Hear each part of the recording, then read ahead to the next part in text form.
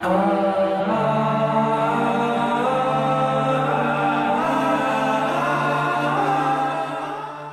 everyone to another Manhood Academy debate. We have a special guest by the name of DCS, and he'll be debating Professor on various subjects. And I am your friendly moderator, Blue. And as always, if you have any issues, you can appeal to the moderator. And before we continue, DCS, we need your consent to post the audio version of this debate on our website and on YouTube. And of course, we will only post the audio version, which is altered, not the video portion. Do we have your consent? You have my complete 100% consent. How's my mic level? Check, check. 1, 2, check, check. Can you hear me okay? Yes, sir, I can. Okay, let's rock. All right, let's do this. DCS, go ahead and start. What's your contention? What are your disagreements? My contention was with that I watched one of your videos, and one of my biggest issues was that you spent the entire video basically asking for permission to insult the other individual, and I kind of take issue with that. Oh, that was our feminist rage quit. That one of our early videos, or I'm sorry, one of our early debates against a feminist, an academic feminist, and she rage quit like about 5 or 10 minutes into the interaction. Yep. Okay. As I said, you basically spent the entire video arguing over that one thing. Now, we spent as the video. I said in my hold comment, on, one second. We spent I'm just giving background. I don't want to interrupt you. I'm just giving background for people that don't know what you're talking about. We spent the entire video arguing over whether or not I could use the term bitch or whatever she deemed insulting, quote, quote, ad hominem language or attacks. So the majority of the discussion before the debate even happened was concerning that. She agreed at the end, and then she reneged right at the end and quit. So that's what happened. Wait, Professor, who's she? You missed it. You'll just have to pay attention after the debate. Also, if you're not Professor or DCS, please mute your mic. Yeah, we're talking about the first, one of the first early rage quit debates against a feminist. Okay, go ahead. Lost my train of thought for a second. We were talking about how we were debating over what would be permissible during the debate. Right. And then, now, as I mentioned, and you guys can probably find a comment somewhere there. It's actually under Darth Crimson. But what I basically said is that me personally, if I'd been in her position, I'd have taken that deal in a heartbeat. But I'm not going to try and go off and say, don't use vulgar language. But I am going to say this: the only purpose for using vulgar language in a debate is there's only two real reasons. One, it's a filler word to fill in a place in a sentence that you would otherwise put a word that actually has meaning, or it's to degrade the other person. And there's no reason for that in a debate. But I will say, I don't care what you say, because there's honestly nothing you could say to me to bother me in any way. However, I'm going to issue you a challenge. I'm not going to use any vulgar language for this debate. Well, would you like me to answer the first part before you issue the challenge? Sure, certainly. Okay, so the reason why I didn't want her restricting my language, if I was going to use the term bitch or something of that nature, number one, it's false it's a false assumption to say that, or a false premise to say that language, even what you would deem vulgar language, is filler language. It's not filler language if used properly. For example, if I'm just saying, you fag, you could construe that as filler language, as I don't necessarily know about your sexual orientation. But if I'm using fag in another context, for instance, I'm referring to an emasculated male as shorthand, it could very well be used in that context and can mean that as long as we both agree on that, or at least I am using it in that context. Same with bitch. I could say a dysfunctional female who is not under male authority and seeks to usurp male authority. I could use that long descriptive phrase, or I could say bitch. But it's up to me to define the term and up to me to use it in the proper context, which I intend to do. The real problem I had with her censoring the use of quote, quote, ad hominems or language which she deems offensive is the entire feminist MO, is to be offended, to take offense, and to use that as a pretense to scrub all debate, to remove themselves remove their dangerous, delusional, childish views from public scrutiny. Because when you censor somebody or you take offense at something, it's very easy to play the professional victim, which feminists are wont to do, and then completely say that you're not qualified to debate them, or you are too childish, too immature to debate. You have no substance because you said fuck or because you said bitch. Therefore, it discounts everything you said, or it discounts all your points. This is a common tactic employed by feminists to take offense at something that somebody says and to turn it around and say, oh, therefore we're the victim. For example, when feminists say a common argument is women make 70 cents per dollar that a man makes, and men try to show that this is just bad economics, bad math, and there are reasons. Obviously, women take easier jobs, they work fewer hours, less dangerous, less demanding occupations, they don't educate themselves as much as men, and therefore they get paid less than men overall. Now, the comparison is comparing men to women. That's where they get that 77 cents per dollar. They don't compare occupation to occupation, hours to hours, because then they'd realize that they don't work as many hours as men, and that it's bullshit to claim that women should make $1 for every dollar that a man makes, because they don't do the same work, they don't work the same hours. But when men bring that up, the initial reaction from women and feminists is to cry, that's misogynist, you hate women, that's an attack on women, that's an ad hominem, whatever you want to call it. And they use that pretense to then shut off all possibility of debate. So I wanted to remove that pretense, that excuse that professional feminists use, professional victim feminists use, to restrict and censor even the possibility of debate. And I told her, look, if I really have nothing of substance, and I'm saying bitch, cunt, fag, asshole, fuck, and I'm just using filler words as she claimed or as you claim, then let me use them. And at the end of the debate, as you said, I'll give her the last word, I'll give you the last word. You can say whatever you want and characterize the argument as however you want, but I will let my argument speak for me, along with my so-called filler words, and then we'll let the public judge. If the public deems me to be saying asshole, bitch, fag, fuck, shit, whatever, in a derogatory context, solely in a derogatory context, then won't that work against me in the debate? As I already pointed out in our in the debate with that feminist, in that particular debate, I already pointed that out. Won't that work against me? Isn't that against? I completely agree. Against my credit. So why not let it stand? Why not let me hang myself with my own words? So I made that argument. She agreed, but again, feminists are cowards, so she agreed to the rules, and then she, of course, said, oh no, I can't do it. As if she was really worried about it being offended. As if offense was the main topic of the debate, or was the main issue with her not being able to rationally discuss her views. As if ad hominems were really the issue. Ad hominems are employed by cowards, just like the term troll. I see this all the time online. If you bring up an argument, you can bring up a perfectly legitimate argument, and all somebody has to do is just discount it by saying, oh, bro, you're trolling. Forget about the substance of the argument. It could be a rational, 3-page dissertation responding or rebutting to an argument or presenting an argument, and people will just mischaracterize it and demonize it as trolling. Bro, that's trolling. Oh, you're a troll. Oh, this guy's a troll. Well, if you demonize the argument or you demonize the messenger, then you're trying to undercut the credibility of the entire message instead of answering the substance of the message. And that's what feminists do. They try to undermine the credibility and they try to undermine who the messenger is. They try to focus on the tone of the argument. Oh, you're angry, you're mean, your argument's a tantrum, and they try to discount the entire substance of a message just by doing that. That's why women, when they argue, they only argue about tone. I've actually seen it done. I know exactly what you're talking about. And I'm not a big fan of feminism, to be perfectly honest. I'm really not. What I am in favor of is feminine equality, and that's 9 times out of 10 not what feminism is. Okay, but hold on. Before we cover your challenge, I want to get to your challenge right now.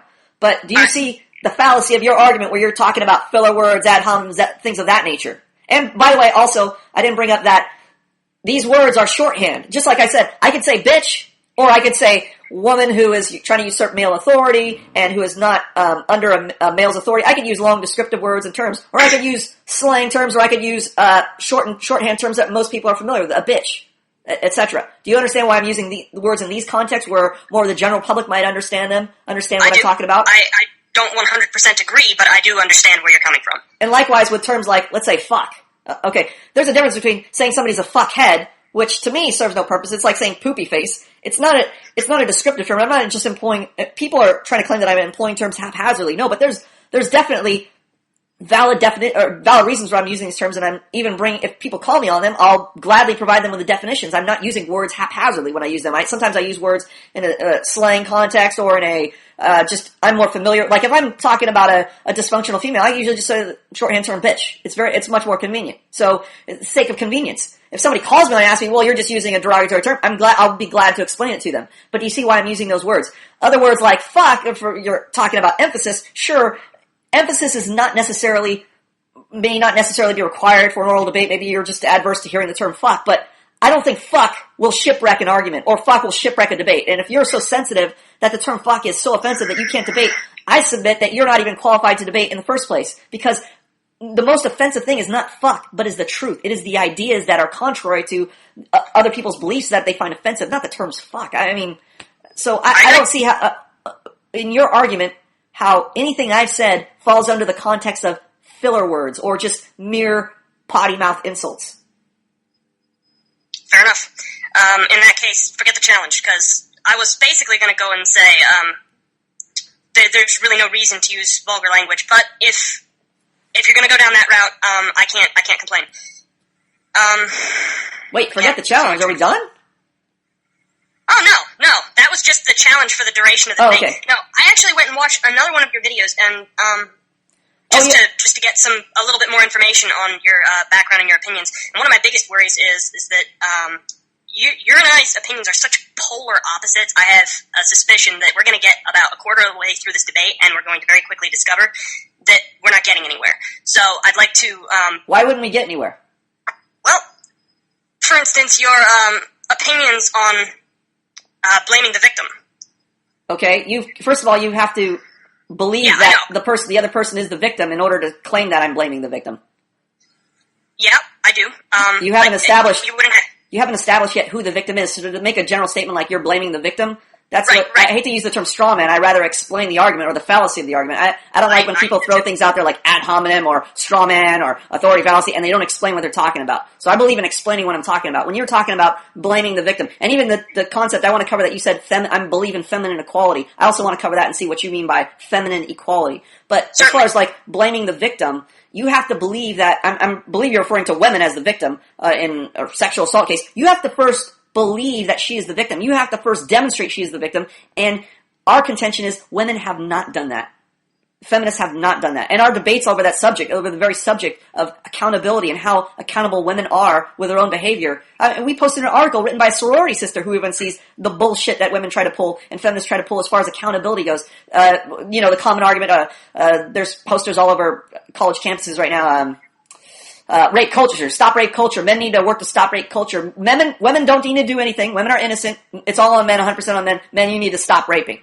As if men are 100% accountable and women are 0% accountable. And even a woman, a sorority sister who is familiar, I'm sure, with drinking and the whole, lifestyle, the whole sexual lifestyle of fraternities and sororities, she of all people is probably qualified to talk about this, and she knows that women are bullshit when they say, oh, I had drinks, but I'm not accountable for my behavior. I'm not accountable for rape. I'm not accountable for sexual assault. I'm a victim. Even she called bullshit on that. And there's a great article that she wrote in our visitor section. I'd be happy to sum it up if you don't want to read it for the purpose of our argument right now, or our debate right now.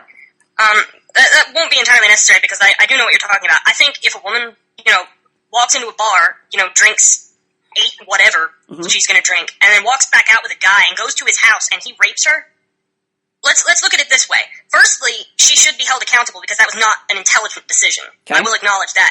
But let's look at it this the other way. Who actually committed the act? Well, the guy committed the act. But let's say this. Let's say this. It's still on him. Okay, but let's say this. Let's use your analogy or your logic here and say the commission of the act is the litmus test for who is to be held accountable. Let's say I'm stronger than you. I put a knife in your hand. I grab my hand over your fist, and I make you stab somebody with it. You committed the act, so you're responsible, correct? Because I made you commit it, but technically, you're the guy who stabbed him. Are you accountable? Should you be responsible since you technically did it? Or let's say you have a knife in your hand, and you're just holding it like this, and you're in some operation, and I'm being careless, and I just kick you in the back, and you just actually fall forward and stab somebody. Technically, you stabbed somebody. So, shouldn't you be accountable? I'm absolved of accountability. Since I didn't do the actual stabbing, I'm the one that just kicked you over into the guy and made you stab him, but I didn't actually stab him. You stabbed him. So shouldn't you be held 100% accountable and I'm not accountable at all? Well, I think in that particular case, if I was just holding a knife up, which I don't know why I would be doing, I was just holding a knife up haphazardly. Well, let's just say you're examining it. You don't have to be waving it around like a madman. Let's just say you're examining it. You're, how somebody holds a knife like a steak knife. Maybe you're in a kitchen. Let's say you're a chef in a kitchen. You're holding a knife for cutting purposes, and you're talking to somebody. I just run up behind you and just tackle you into the guy, and you're holding a knife in front of him, and you stab him accidentally. You're in a chef environment where you're supposed to have a knife. Okay, well, in that case, what if that same person, instead of running into me or tripping over something and running into me, what if they tripped over something and ran into a ladder? The ladder falls over and kills someone. In that case, I'm the ladder. Wait, I'm sorry. I'm not following. I'm not following your analogy. It's not a matter of, at that point, who's to blame. It's a matter of, this happened, this wasn't supposed to happen, this wasn't anyone's particular fault, it was completely accidental. Oh, I think your analogy accidental? No, it's intentional. Not a good comment. No, it's intentional. I am intentionally tackling you and causing you to do something that causes damage or death to another person. I'm the cause of the injury, per se, but according to you, I'm making the point that you actually did the stabbing. I didn't do the stabbing. You did this. You're the one who did the stabbing. What's that? In that case, I become the weapon. Exactly. You're the instrument, but I am the guy who initiated it, but you're the guy who technically carried it out. You're the instrument. I think saying that the person who accidentally or was pushed into someone and caused them to be stabbed is not necessarily the actual actor in that particular environment, but they would be in fact the tool. Yes.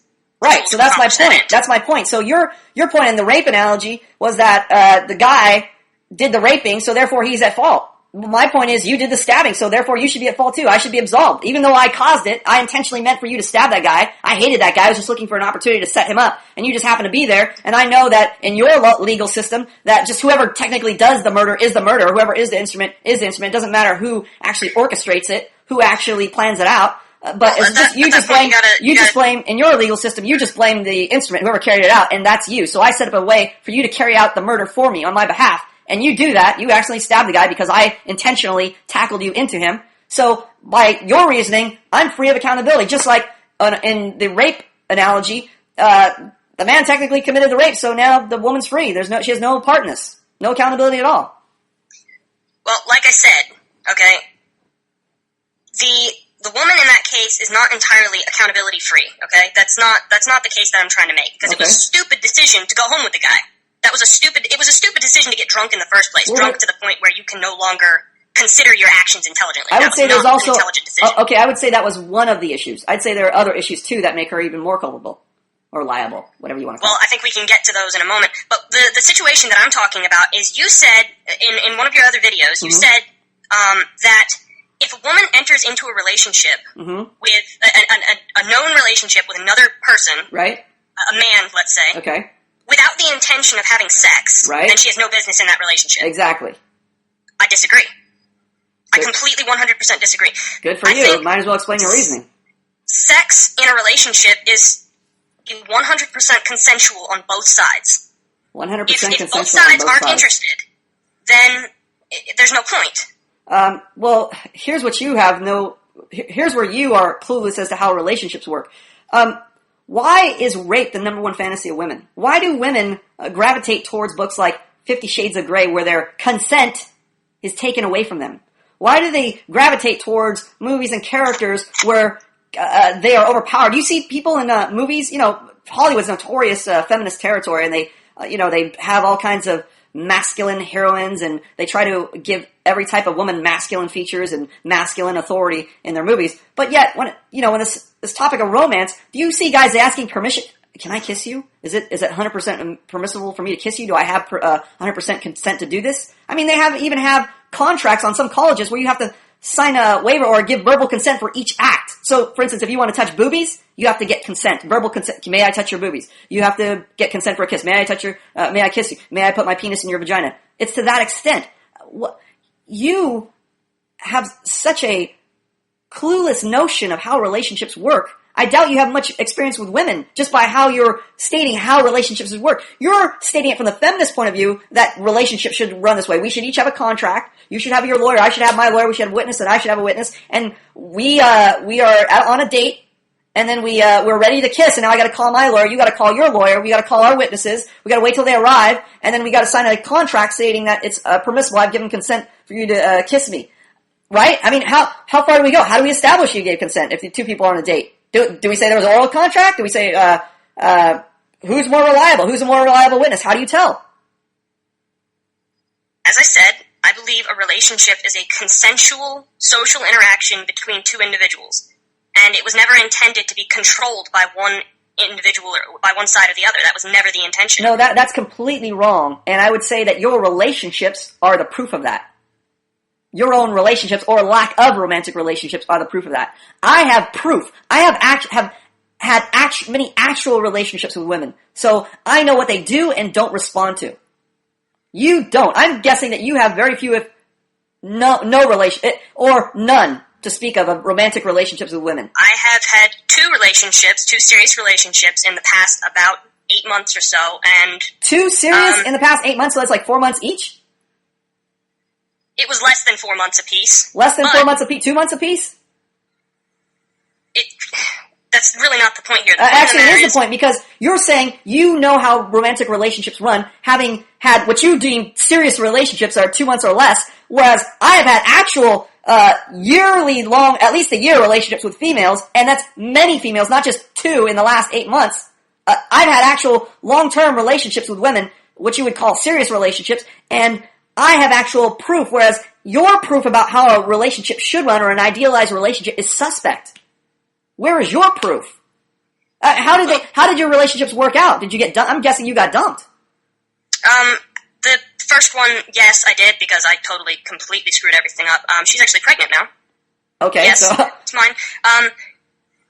The second one, I again screwed everything up because, as I said, I'm not the most experienced in this area. And that's my point. That's exactly my point. That you have no experience talking about relationships authoritatively. I do.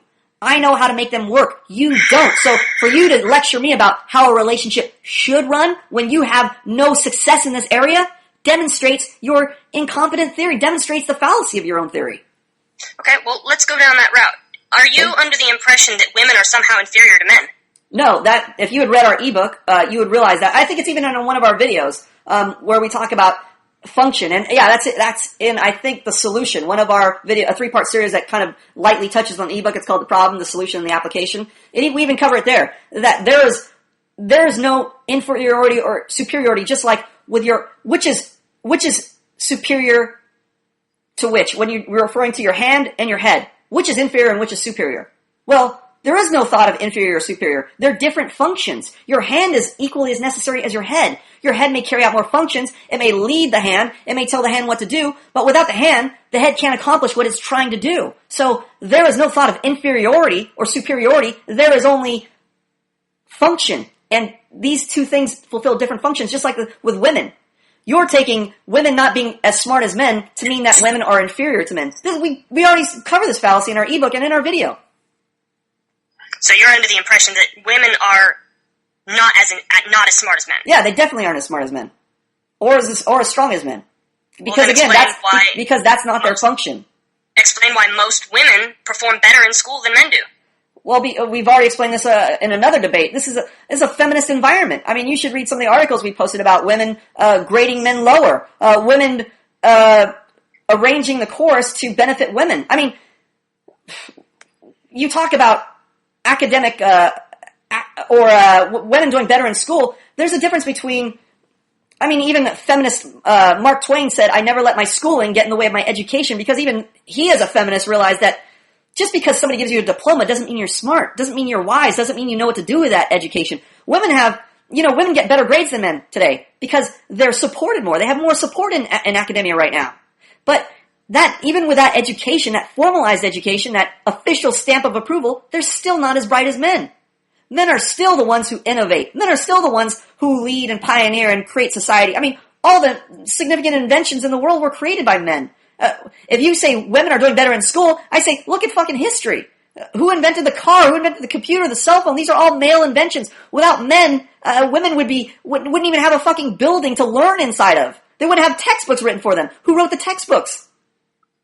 Right? So when we talk about women being smarter than men, it's a joke because we're looking at current feminist standards. We're not looking at absolute standards. We're not looking at the entirety of history.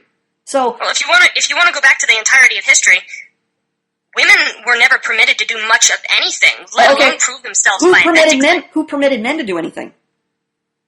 Men. Okay, so let's say when we first started out, right, and people were educating themselves, because we already covered this feminist fallacy, common feminist fallacy. Women didn't have access to education. Women weren't allowed. Blah blah blah. Women couldn't write their own books. Women couldn't create their own schools. Who created all these things when they weren't there? Were the books always around? Did we always have printing presses? Did we always have textbooks? Did we always have this information gathered? Who gathered it? Women couldn't gather their own information, write their own textbooks? They weren't allowed to? When there weren't any textbooks to even speak of? They weren't allowed to. Not taught anything except what they absolutely needed to know. What they absolutely needed to learn. What about men? I mean, who allowed them to do that when we're back in the beginning? We don't even have society. We don't have buildings. Women weren't allowed to invent building material. They couldn't build their own buildings. Women weren't allowed to invent their own weapons. Women weren't allowed to write their create their own printing presses. How come women couldn't do any of these things on their own? When men didn't have people going, you may now invent a printing press. You may now write words in a book. You may now do this and that. Who gave them permission to do all that? There was nothing there. When you don't have a textbook in front of you, when you don't have a building in front of you, when you don't have electricity harnessed in front of you, all you see is just lightning in the sky, who's giving men the permission to harness electricity? Who's giving men the permission to create buildings, to lay bricks on top of each other, to invent cement? Who's giving men permission to do all this? I wouldn't say that that's a lack of ability on women's part. I would say that's a lack of interest. Because there are women... Because women are not interested in making buildings, in harnessing electricity, in writing books, and educating themselves, because women don't have an interest in this, now it's the men's fault for holding them back. Certainly not. There are women in positions that are commonly associated with men, like engineers. There are women in these positions. Right, because they force them in. There's affirmative action programs, there's government programs up the wazoo to get women involved in engineering. You know how many engineers we have here that talk all the time about how many women are in their actual classes, even though they're encouraged, or uber encouraged by society and by the colleges themselves, by government programs, by grants? I mean, there's fucking things like at electronics conventions, anything to do with tech, you always see discounts for women. If women sign up, $10 off or free. It's always some benefit to women. Why is that? Because they're trying to get women into these fields. Well, why do they have to work so hard to get women in these fields? Why couldn't they just started in the fields, just like men did? I mean, who invented the fields? Why can't women just be a part of the field spontaneously? Why do they need to wait for an invitation? Some of them do. Some of them are, in fact, very interested. Why didn't they do that in the beginning of history, before the fields were even created? I mean, fields like... There weren't very many women back then. Just like there weren't very many men. But so if there weren't very many women, there weren't very many women, and there weren't very many men. Yes. How did these fields come about? How did these fields come about, and why did women not get into these fields? Because there were so few, the percentage of them that were actually interested, there were none, or at least very few. So what? Okay, so again, what if men weren't interested? What's the difference? So why are you blaming men for holding? Why are you blaming men for holding women back? If it's women, as you just stated, women just weren't interested. Before we had buildings, before we had textbooks, women weren't interested in building buildings or writing textbooks. So how is it the fault of men now that they're oppressing women when you just said yourself they weren't interested? There weren't very many that were interested, just like there aren't very many that were interested. Okay, so what about the men? So you're saying more men were interested, like 98% of men? What's the percentage you're talking about here? Honestly, I couldn't give you a percentage, but I would. So you can't even give me an accurate percentage, but you're confident enough to make the claim that just a few women, or only a small percentage of women, when you have no idea. You have nothing to base this off of. Let me ask you this: let's say a white. Do you have anything to base this off of? Let's say a white 12-year-old walks into a school and shoots up 30 of his classmates. Is that to say that every single white 12-year-old is going to walk into a school and shoot up 30 of his classmates? No, but how can I definitively make a percentage if I have no reference point? Just like you, how can I say 10% of white males or 90% of white males are going to do this? Where's my basis for this? Just like, where is your basis for saying that only a few women were interested, or only this percentage of women were interested? Where's your basis for that? Well, what is the general accepted image of a warrior in ancient times? What is the general accepted image? The man, generally, in a suit of armor, roughly, depending on your era. Okay, man in a suit of armor. We'll go with what you just said. Explain Joan of Arc. What about her? She was a warrior. And? She's the only one, well, of that particular era. She was the only one. Okay, and? What's your point? My point is that to say that just because most women aren't interested You can't say that all women aren't interested. I didn't say all women were interested.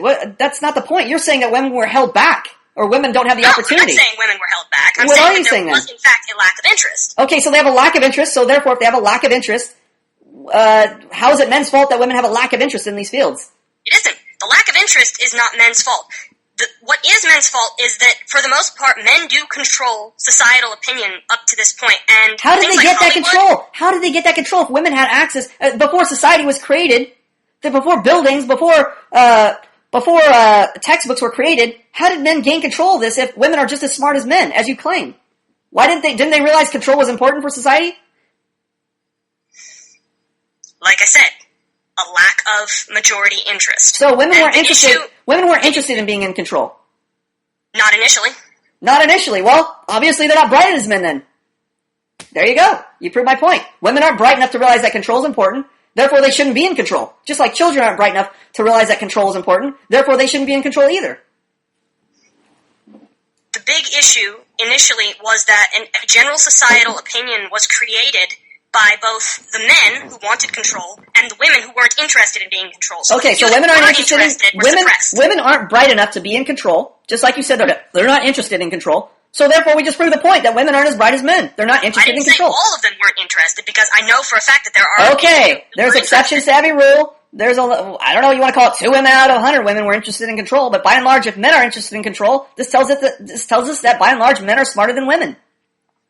I wouldn't go so far as to say that. I would. Because I've seen the difference between the functionality of a woman's thinking and the functionality of a men's thinking. And how have you seen this? It's generally very, very simple. How have you seen this? Because I've got quite a few friends, and I can see very clearly the difference between the two of us. I mean, it's very clear that there are differences in the way men and women think. Right. Women tend to think in a much more complicated manner. Who? They don't just consider... Who? Women. Women think in a much more complicated manner? Yes, they do. You're confusing convoluted with complicated. It looks convoluted to us. It is. Well, wait a second. What rational argumentation are you even referring to? I would love to hear these advanced theories from women. Where are they? What are they? Let me ask you a question. Who's signed on here in this video? Who signed on what? Who's signed on here in this chat? It's all men. Right. And? What do you think? What do you think that says? All that's saying is that it says that we created. It says that men have the intelligence. It says that men are resourceful enough and have the intelligence to create an academy for men to support men and to make our own way, because we have the ability to do so. We have the capacity. We have the intelligence. We have the resources to do so. That's why this is all full of men. In other words, we're trying to prove to ourselves that we're right. What do you mean prove to ourselves? We invite feminist cowards all the time to debate us. We love destroying their silly childish ideas, just like I'm destroying you in this debate. We disprove them all the time. Fair enough. But as I said, I'm not a feminist, and I don't particularly... You are definitely a feminist. You just don't realize it. You've been raised under a feminist education. You don't even realize you're a feminist. You're espousing feminist ideals, as if women are as smart as men. That's a joke. That's an absurd feminist notion. I think the issue is the lack of interest. And what I was trying to say before... You think, but you haven't proven it. You have not proven it. You have not proven... Wait a moment. Other than the lack... Okay, you said a lack of interest. You keep repeating this theme. A lack of interest by women. But you haven't proven that somehow women are smart as men. They lack the interest. It's just like saying a child lacks the interest in computers, yet adults are interested in computers, therefore children are as smart as adults. They don't even match this thought. If you're trying to use that as a backup for your opinion, then answer this question. If a tree falls in the forest and no one's around to hear it, does it make a noise? You can't use history in this case. What? You can't use history. How is your example even relevant? How is your example even relevant? How is your Buddhist Taoist question even relevant to this debate? You keep interrupting me. Sorry, go ahead. By the way, if you ever feel like you need to get a point in and you're not getting a point in, please appeal to the moderator. Say, moderator, shut this guy up. And I'll shut up, because I don't want you to have any excuse when you get destroyed at the end of this debate. Yeah, don't worry. Everybody, even if this debate has to go for 2 hours, 3 hours, 4 hours, all your views will be expressed. All right. Let's say let's go with your example. Let's say 2 out of 100 women are actually interested in these positions. Okay. Well, let's say there's 100 men and 100 women. Okay. 2 of those 100 women are interested in taking one of these positions. But the general consensus of men and the 98 other women is that women shouldn't be interested in these positions. Therefore, the 2 that are actually that actually are interested are suppressed. That's Wait, they're suppressed because the other people aren't interested? How does that work?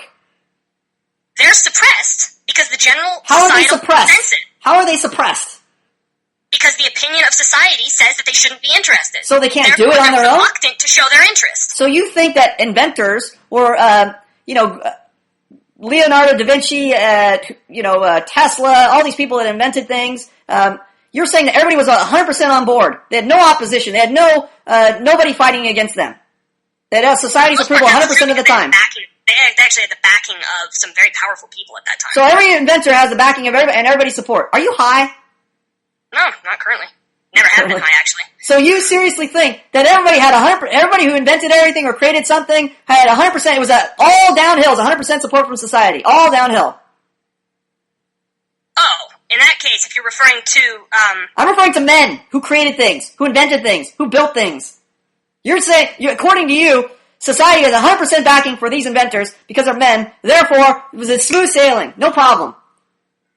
No, I'm not saying that. You just said that. You just said 2 women were overpowered by society's opinion, therefore they were suppressed. So by the same logic, we apply that to men. Men are suppressed.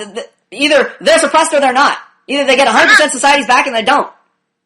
I wasn't talking about inventing things, because inventing things brings change, and humans are psychologically adverse to change, period. I mean, just look at... So what does your example have to do with the price of tea in China? What does it even mean? So what if 98 people aren't interested? The 2 people that are interested, aren't they just going to pursue their interest and invent a textbook or invent a building or invent something? They might try. And? And they'll probably fail because society's completely against them. So there is no society yet. Where's the society? They haven't even built it yet. There's no buildings. There's no electricity. There's nothing there. How are they not allowed to just create something out of nothing, just as men have done? What prevents them? We've always had some semblance of a society. Even if your society is 5 houses in the middle of a desert. How do they invent houses? Who invents houses? Why can't women just make their own houses? You think houses just came from the house tree? The house factory? There was no such thing.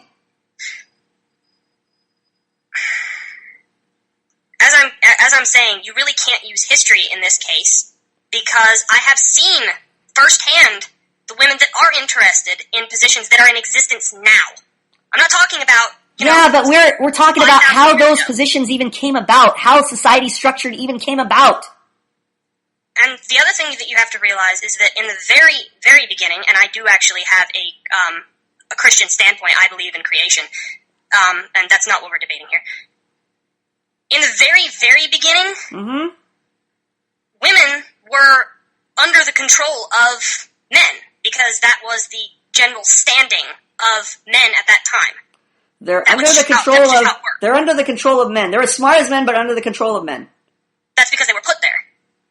They were put there. If you go back to Genesis, they were put in that position. So now we're arguing from the Bible. Okay, well, I guess we could argue from the Bible. Okay, if you want to argue from the Bible, even the Bible even the Bible contradicts you more so. I mean, it's better if you don't argue from the Bible, because the Bible is more against you than you realize.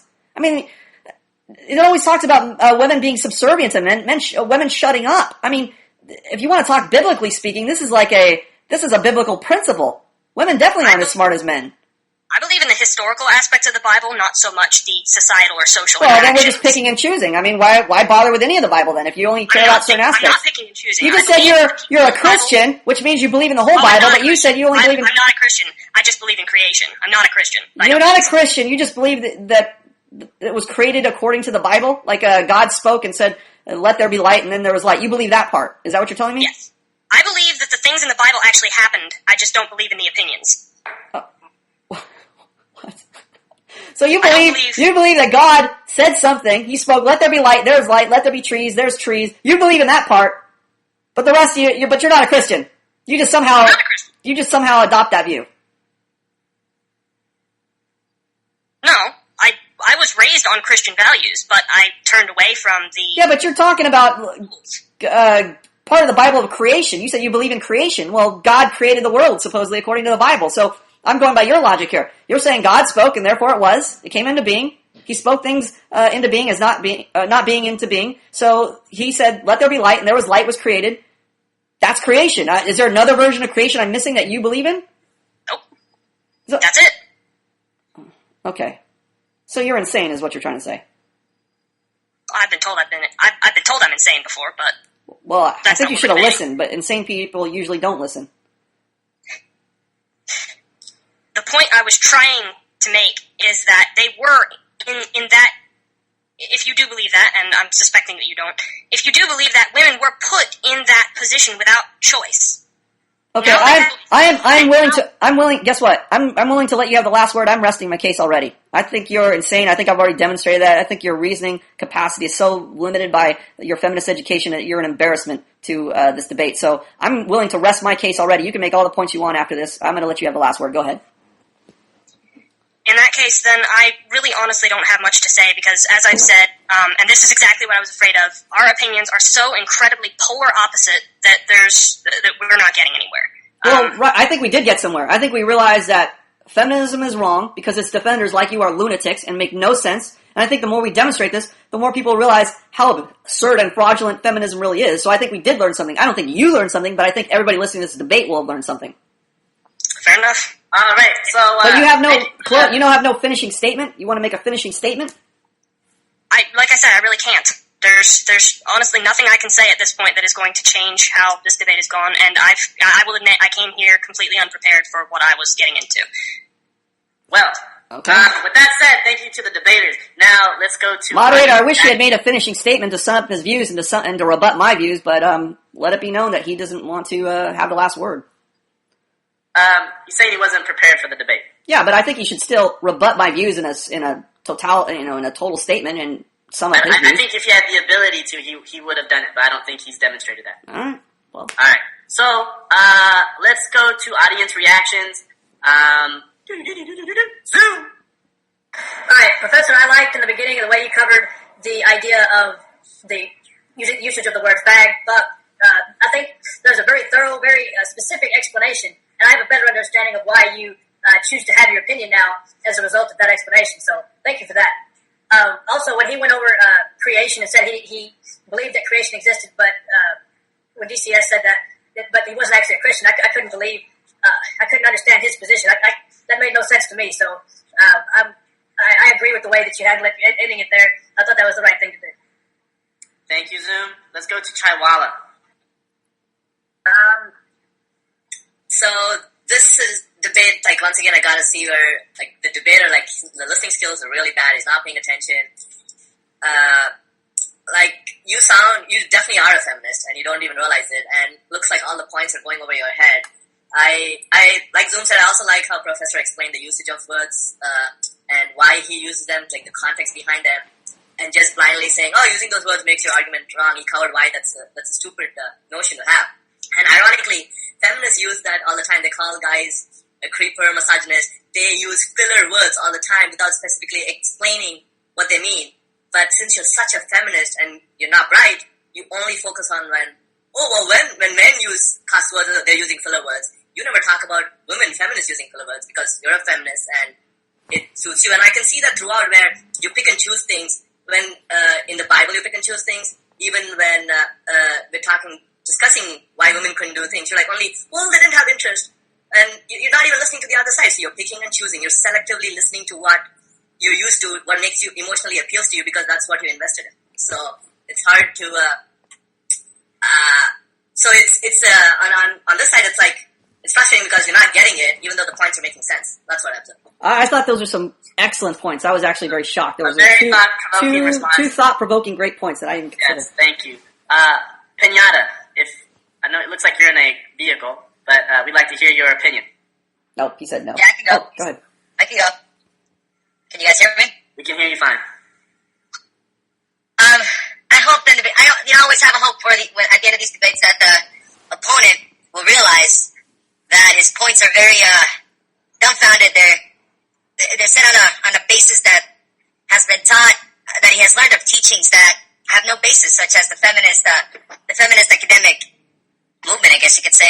I mean, I really hope that he'd be like, oh, well, Professor's making sense, because to me, everything he made sense. Like, yeah, like he said, back in the days, why did women not choose to go for, I guess, the more labor, the harder jobs? And it's so funny because he would keep denying.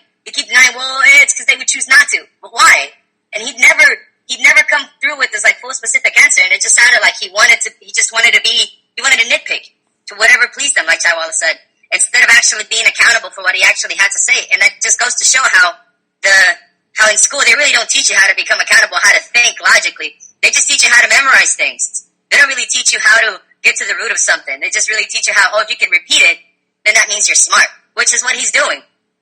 Still, I do hope for his sake that in the future, this debate serves him as a reference point to when he goes out and talks to people, because he's really delusional. Okay, thanks for that. Let's go to Death by Porn. This guy, you're right here. I'll speak to you directly.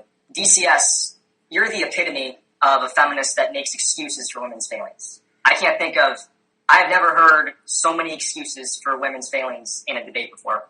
And you were talking about how as soon as Professor brought up the point about women being men being more intelligent than women, the first thing you said is, well, how come women are doing better in school? Well, or women make up more college spots and they do better in school. Well, men who get worse grades are still the ones who lead in industries. So my challenge to you then is, if men are still creating, are still making all of these grand accomplishments without education, I think that's a testament that even when women have education and men don't have an education, men still perform. I think with that argument there, even though it wasn't covered in this debate, that the fact that men are still the leaders in every industry, even industries dominated by women, is a testament to just how much brighter men are, even when they have less education, even when they aren't doing as well in school. Also, you completely ignored challenges left and right in this debate. The most glaring of these was when you were talking about, when Professor was talking about, when he was talking about how before there was education, before there was housing, before there was quote-unquote society, and he said, well, men initiated and men did this, and then your excuse was, well, women weren't interested. One, that's just an assumption.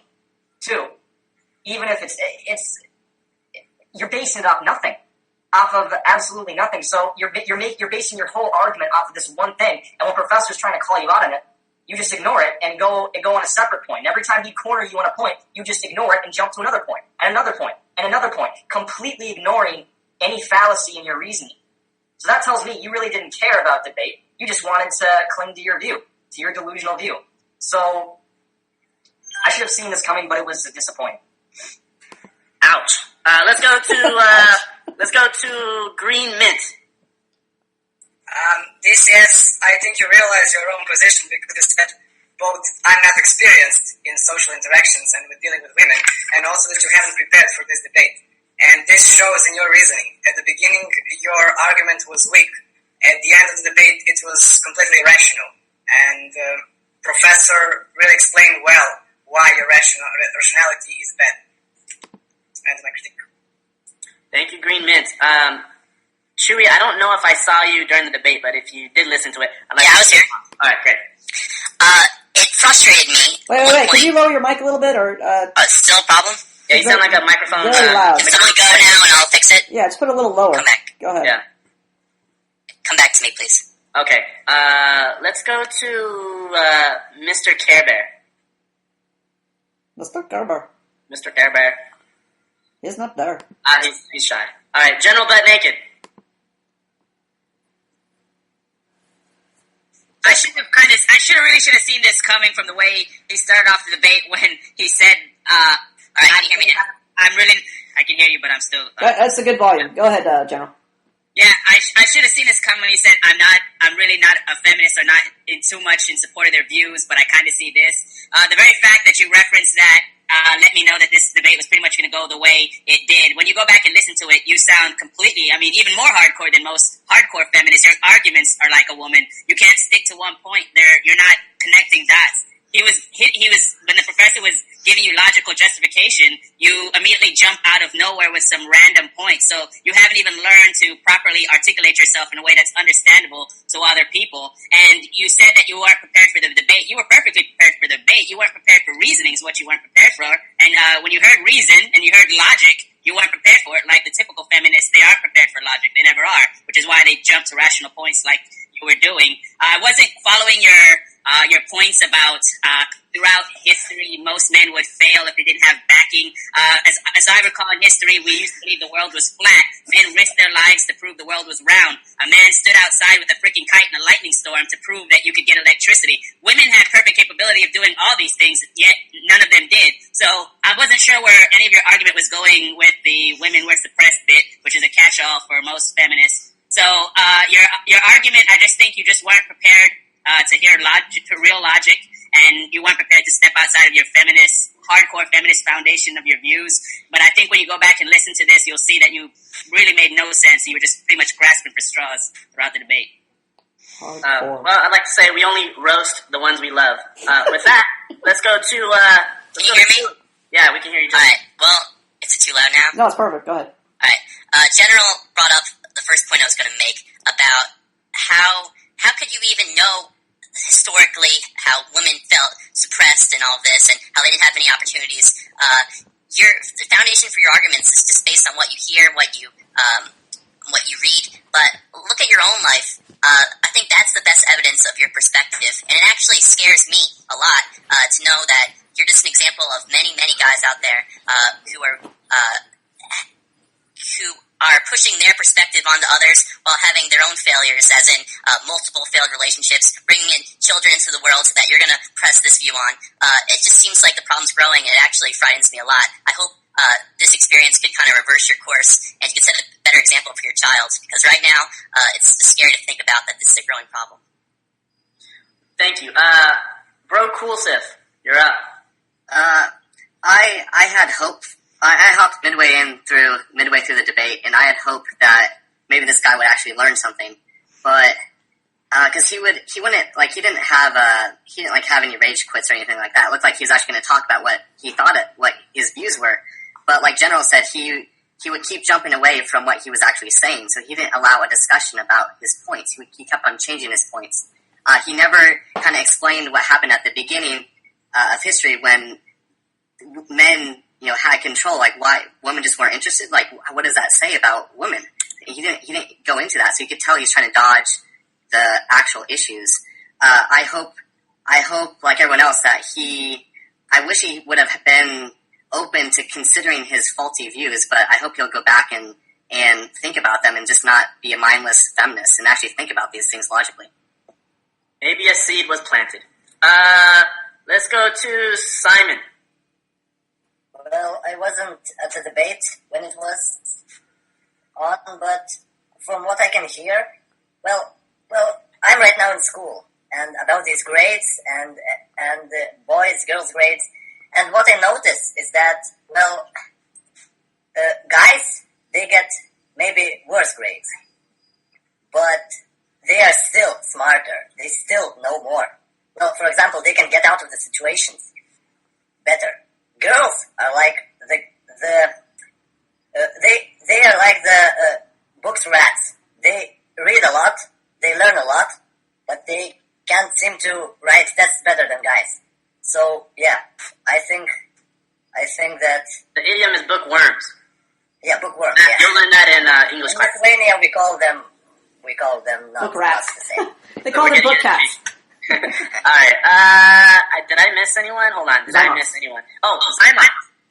Yeah, okay, so I just want to say that the only reason why I'm happy I joined this debate, it's because I always wanted to know why women having better grades, even though they are dumber than men. Like, men always were smarter, but I have no clue why women have better grades. And by listening to this debate, now I realize just society, like Professor said, just society helps them. They just want them make smarter for no fucking reason. And the only reason why I'm happy to join this debate. Please watch your filler words. Wait, let's see. I think we got everybody, but you can close it down. Alright, so, by the way, I got something to add if I can. Go ahead, but wait 1 second. By the way, Monday's debate's gonna be hardcore, because I think I've met that guy, and he seems like a bright guy, so it might be hardcore. Oh, sweet. Alright, DCS. This might actually come as a surprise to you, but I'd like to actually thank you all for your comments and your opinions, because I can see now my argument was extremely poorly formed. You're absolutely right. I did not come to this debate in any way prepared to handle extreme logic on the level that you're all coming at me with. I was trying to be logical myself, and as you can tell from the result of the debate, I did very poorly in that respect. And I'd like to thank you all for showing me that there was an extreme lack of logic with my thinking, and I may or may not decide to come back and try again in a more intelligent manner.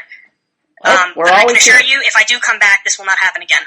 And I really want to say thank you for your opinions, and I really do believe they were valuable. Thank you. Awesome.